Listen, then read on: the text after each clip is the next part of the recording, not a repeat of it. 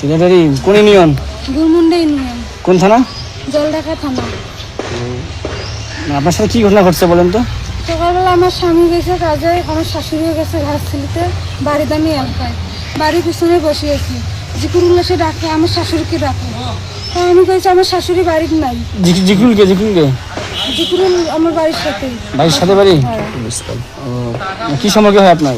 সম্পর্কে মামা হয়। কত বয়স হবে? 30-32 হবে। 30-32। কি বলে উনি?